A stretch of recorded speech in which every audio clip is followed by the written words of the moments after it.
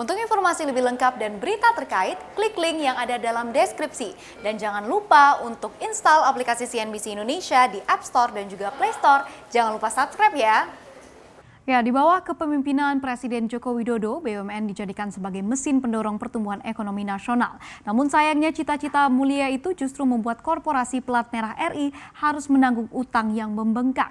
Sudah menjadi rahasia umum kalau BUMN RI terlilit dengan utang yang menggunung, baik utang dalam mata uang domestik maupun dalam mata uang asing. Lebih lengkap saya ulas untuk Anda sore hari ini di Kekang Utang BUMN. Ya, beberapa waktu lalu Kementerian Keuangan mengatakan bahwa debt to equity ratio atau DER, rasio utang dibandingkan dengan ekuitas dan juga pendapatan kotor di beberapa BUMN ini sudah di atas batas wajar. Di mana batas wajar rasio tingkat utang dibandingkan pendapatan kotor dan juga ekuitas ini sebenarnya adalah sebanyak 1 kali saja. Namun Kementerian Keuangan mengatakan bahwa 3 hingga 4 kali ini masih dinilai wajar untuk para BUMN kita. Dan selengkapnya seperti apa statement dari Kementerian Keuangan kita bacakan bersama. Sementara saat ini kita menyerahkan kepada BUMN-BUMN untuk melakukan atau mencari pembiayaan sendiri. Kita tahu banyak BUMN yang kemudian sudah mulai terkendala dalam kemampuannya untuk mencari pembiayaan yang bersifat hutang. Dan atas kesulitan mencari utang inilah Kementerian Keuangan ini menjelaskan begitu ya bahwa memang rasio dari utang dari BUMN saat ini sudah di atas batas wajarnya. Dimana kalau kita lihat begitu ya di atas kesulitan ini pemerintah ini akhirnya memutuskan untuk menciptakan atau meng-create yang namanya Lembaga Pengelola Investasi LPI atau Sovereign Wealth Fund. Seperti yang bisa kita lihat di negara-negara yang ada di Timur Tengah dan juga di negara jiran kita yaitu Malaysia yang mempunyai 1MDB. Tapi memang kita ketahui 1MDB ini akhirnya menuai permasalahan begitu ya karena banyak sekali praktik-praktik korupsi yang terjadi akibat dari Sovereign Wealth Fund ini. Lalu kemudian inilah yang menjadi pertanyaan begitu ya, apakah Sovereign Wealth Fund begitu SWF ini menjadi satu-satunya solusi untuk menyelamatkan BUMN-BUMN kita ini. Nah, lebih detail terkait dengan berapa sebenarnya utang yang dimiliki oleh BUMN-BUMN kita saat ini kita lihat di slide berikutnya. Ya, perkara utang badan usaha milik negara atau BUMN memang menjadi sorotan dari banyak pihak. Apalagi di tengah pandemi COVID-19 dan juga jatuhnya ekonomi RI ke jurang resesi seperti sekarang ini. Di mana Bank Indonesia atau BI mencatat bahwa total utang luar negeri atau ULN dari BUMN RI pada periode di Juni 2020 ini mencapai 58,8 miliar dolar Amerika Serikat. Apabila kita menggunakan asumsi kurs yaitu 14.500, nilai tersebut kalau kita rupiahkan ini setara utang dari BUMN dari luar negeri saja begitu ya ini mencapai 845 triliun rupiah. Utangnya saja kami tekankan untuk Anda ini adalah utangnya saja atau naik angka ini kita lihat naik 16,6% secara year on year dibandingkan di posisi Juni 2019. Dan dahsyatnya utang BUMN ini berkontribusi lebih dari 27% dari total utang luar negeri negara kita saat ini yang kalau kita totalkan angkanya ini mencapai 5,6% dari nilai perekonomian RI atau nilai PDB kita. Sekali lagi kami tekankan ini adalah utang BUMN luar negeri saja. Dan secara sektornya kita lihat apa saja yang berkontribusi begitu ya di Juni 2020 data terakhir kita lihat untuk utang bank-bank BUMN ini meningkat di 6,6% secara year on year dibandingkan Juni 2019.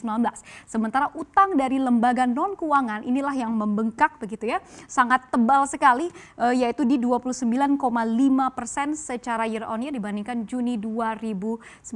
Jadi bisa kita lihat bahwa utang luar negeri BUMN yang bengkak ini yang patut dikhawatirkan. Apalagi di tengah merebaknya pandemi COVID-19 yang tak kunjung usai membuat kinerja korporasi menjadi sangat tertekan. Alhasil ada resiko gagal bayar di sini. Nah, lantas seperti apa rasio utang terhadap ekuitas para BUMN-BUMN kita saat ini? Apakah benar ini sudah semakin sekarat? Kita lihat datanya di slide berikutnya. Ya, kami paparkan untuk Anda, ini adalah data hingga kuartal kedua 2020 yaitu debt to equity ratio dari beberapa BUMN yang patut menjadi perhatian. Pertama kita lihat ada Krakatau Steel atau KRAS begitu ya, siapa yang tidak tahu dengan BUMN satu ini yang baru saja menyelesaikan restrukturisasi utang terbesar sepanjang sejarah Indonesia yaitu mencapai 2,2 miliar dolar Amerika Serikat atau setara angka ini 31 triliun rupiah kalau kita rupiahkan.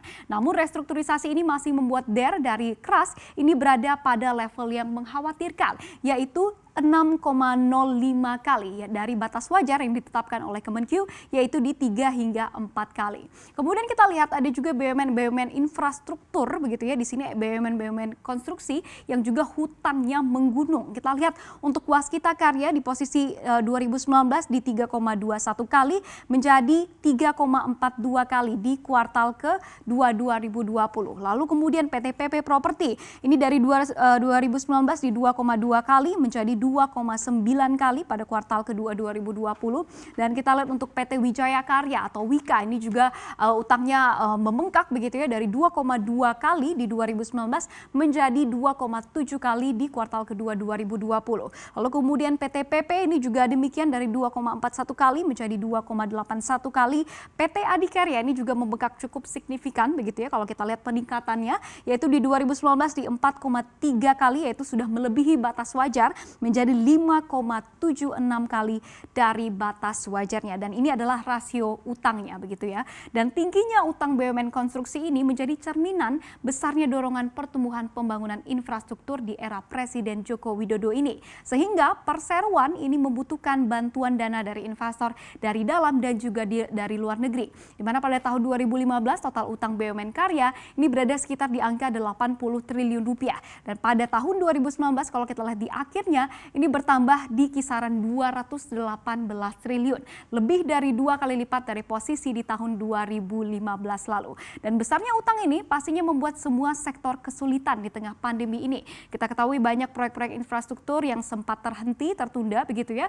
Maskapai penerbangan ini juga demikian, tidak bisa menerbangkan pesawatnya, dan alhasil perusahaan-perusahaan BUMN ini kesulitan dalam hal keuangan di tahun 2020, dan inilah yang membuat pemerintah akhirnya harus membail out atau membantu BUMN yang ini dari yang namanya resiko gagal bayar. Seperti apa bail out atau talangan dana yang diberikan oleh pemerintah kepada BUMN di tengah pandemi? Kita lihat di slide berikutnya.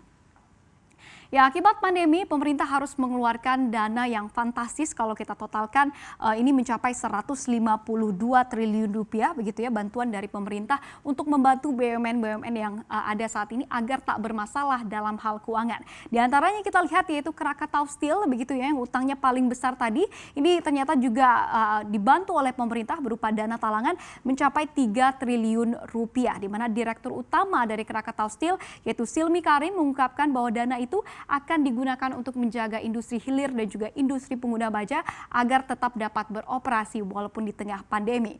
Lalu kemudian kita lihat ada Garuda Indonesia atau GIAA di sini yang juga bukan hal yang baru begitu ya, kesulitan keuangan akibat dari kinerja yang memang kalau kita lihat kurang cemerlang dalam beberapa tahun terakhir. Dan pandemi membuat banyak pesawat-pesawat Garuda harus dikandangkan, dan alhasil pendapatan perseroan ini juga tergerus sekali hingga butuhlah yang namanya dana talangan dari pemerintah, dan juga jumlahnya ini tidak main-main begitu ya, satu BUMN saja mencapai 8,5 triliun rupiah. Kemudian BUMN Karya kita lihat yang juga di bail out oleh pemerintah yaitu mencapai 12,2 triliun rupiah, karena memang kita ketahui sektor infrastruktur, sekali lagi kami tekankan, ini mengalami periode yang kelam di saat pandemi. Karena bagaimana tidak, sebagian pembangunan infrastruktur ini harus di stop, sedangkan hutang dan juga target penyelesaian dari proyek semuanya molor yang menyebabkan biaya pastinya akan semakin bengkak di tengah pandemi ini. Jadi berikut ini adalah bagaimana pandemi mengakibatkan utang BUMN yang dulunya memang sudah menggunung bertambah lagi akibat dari pandemi ini. Bagaimana BUMN kita dapat terlepas dari jeratan utang ke depannya? Kita nantikan bersama.